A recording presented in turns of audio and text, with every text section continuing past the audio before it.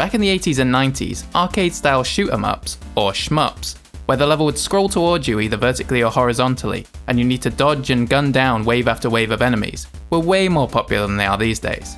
They're still being made, obviously, but most are more bullet hell style, with hundreds of enemy projectiles flying at you every second, or they otherwise just have 1,000 things going on at the same time, which can look pretty cool, but I also have no idea what the hell's happening. So my idea was to go back to the basics and make a retro-inspired vertically scrolling shoot-'em-up, like you might have found on an old arcade machine or a console like the NES, but where the twist is that there are 2-player ships on screen at once, and you control one ship with your left hand and the other with your right hand at the same time, which will surely be much less overwhelming and brain-melting than a screen full of bullets. So I whipped up some sprites for the player ships, which I coloured red and blue to differentiate the two sides, then I set up the basic controls. On the left hand side you've got A and D to strafe and W to shoot, and on the right hand side it's the left, right and up arrow keys. I decided to put the controls on screen beneath each ship, partly just because it's a cool visual touch, but also because this is an arcade style pick up and play kind of game, and that's the most efficient way to make sure players will immediately know what they're doing as soon as they press play. Next I added some test enemies which scroll down the screen towards you, and shockingly it turned out that making precise movements to dodge enemies and line up shots with 2 ships at once was just a little bit difficult. So I simplified the player movement to have a limited number of fixed positions for each ship, meaning that just tapping the left or right strafe key now moves the ship a full tile, so you only need to keep track of which of the 5 possible enemy columns that each of your ships is currently in, making everything way more manageable. And now that the basic mechanics were feeling decent enough, I could start building them into an actual game. So I added a little bit of detail to the background and walls, and added UI elements for the player's current score at the top of the screen and their remaining lives at the bottom. Killing enemies earns you points, very unique and creative, I know, and your 3 lives are shared between your 2 ships, since we can't be giving players any ideas of intentionally sacrificing one ship and ruining my one cool gimmick, can we? As for gameplay additions, there are now these laser gate obstacles, each with an opening in just one of the 5 columns of each side. And unlike the other enemies, you can't just shoot your way through them, so you need to be sure to get both your ships into the right positions to avoid quickly losing a couple of those 3 lives. The next version gave the enemies some sprites of their own, including explosion animations when they die, and it wouldn't be a classic shoot 'em up without power-ups, so killing an enemy now has a chance to drop either shields, which let you take 1 hit without losing a life, or rockets, which replace your standard laser attack and kill enemies in 1 hit instead of 3.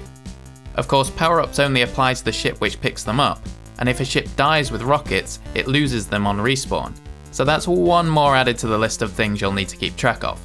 Enemies can also drop extra lives if you're missing any, or these yellow pickups which add a load of points to your score. And speaking of scoring, you might have noticed the new yellow multiplier number below the score UI. Every enemy you kill now increments the multiplier by 1, increasing the points earned from future kills and pickups, but losing a life resets the multiplier back to 1. So even though this version only had a couple of waves of enemies, you could still rack up quite the high score if you were efficient enough. Oh, and I also added some music and sound effects to get you really feeling that retro inspiration.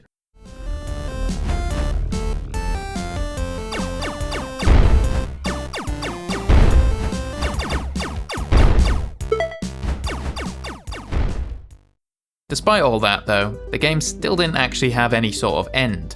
If you got past all the waves of enemies, you just sailed off into the infinite void, and if you ran out of lives, it just kept on rolling without you. Not much of a gameplay loop. So my next job was to add in a game over screen for when you run out of lives, and a victory screen if you make it through all 6 waves, both of which show your final score and let you quickly retry. Those waves are also randomized now, since I made them all relatively simple to offset the fact that you basically always have to deal with 2 sets of enemies at once. But I found the start of the game quickly got too easy and honestly pretty boring if you could just memorize the first couple of waves. So the easiest way to deal with that was to shuffle in a few different variations for each one. They're categorized by relative difficulty, so you won't ever get a crazy chaotic wave with a load of moving enemies shooting at you right off the bat, but the enemy variety is now much improved too, with a few different laser variations to go with the basic and turret enemies. And to add even more variety to the gameplay, because that still wasn't quite enough chaos for my taste, every wave after the first one now adds a random gameplay modifier.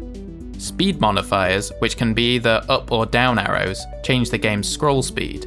There are 3 possible speed levels, as you can see from the UI indicator in the middle of the screen.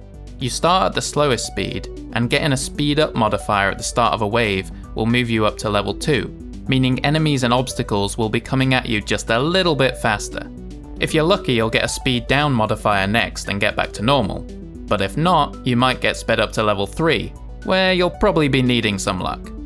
And that isn't the only type of modifier, or the craziest one, since there's also swap.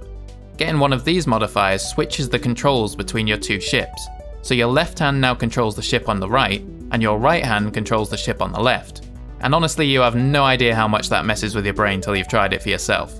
If you don't immediately die the first time it happens, then you're just built different, I guess. Getting the swap modifier again later on then switches it back to normal. And if there was a long enough gap between the 2, that can leave you questioning whether you can still even tell your left and right apart. And if you were wondering, you can indeed get swapped while also at the max speed level. In the next version, I gave the background a bit of a makeover, with some parallaxing stars and asteroids. I also finally decided that the current implementation of the score multiplier mechanic was maybe not the best, since racking up a big kill streak only to make one single mistake and be set right back to 1 didn't feel great if you were going for a high score, and the range of possible winning scores was a bit too crazy in my opinion. So I made it that kills no longer increase your multiplier, and you instead need to grab those yellow pickups, which are now guaranteed to drop after a certain number of kills. So you still obviously want to be getting as many kills as possible to maximize your score, but the multiplier numbers don't get quite so insanely high, and they no longer reset when you lose a life, allowing for 1 or 2 mistakes. You also now get 1,000 points, unaffected by score multiplier at the end of each wave, meaning your score is more impacted by how far you get through the game, rather than just if you happen to get a couple of easy waves with a lot of enemies to kill. And the speed modifiers also got simplified, so there's just 2 possible speed levels instead of 3. With 3 levels, the difference in scroll speed between them needed to be quite small to avoid making the game impossible at level 3. So it was honestly pretty difficult to tell the difference between level 1 and 2 sometimes. But now with just the 2 speed levels, the difference can be a lot bigger without the difficulty getting out of hand. So you can really feel the impact of the modifier the moment it's activated, and the inevitable panic that comes with it. By this point, most of the gameplay was good to go, so I finally decided on a title, Split Space, and made a logo to put on the new start screen.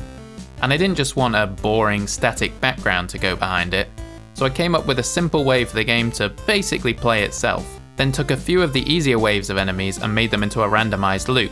I've always liked when these kind of games show you exactly what you're in for as soon as you load them up, and so of course mine had to do that too. And just before the game gets started, the next screen shows your current high score, which now persists between sessions, plus a couple of handy hotkeys. The final structure of the game ended up being 6 randomized waves of enemies, 2 easy, then 2 medium and 2 hard, then to round it off, a brand new boss fight, complete with a unique second music track and a couple of fun new gameplay mechanics. But if you want to see those, you're going to have to click the link in the description and head on over to the itch.io page to try out Split Space for yourself. It's completely free and you can play it right in your browser without needing to download anything, though you can also download the desktop version for Windows. If you do check it out, be sure to let me know what you think down in the comments, including your high score if you managed to make it to the end. And if you've made it to the end of this video, be sure to like and subscribe for more game projects like this, check out my previous video about my Steam game A Little Space, and I will hope to see you in the next one.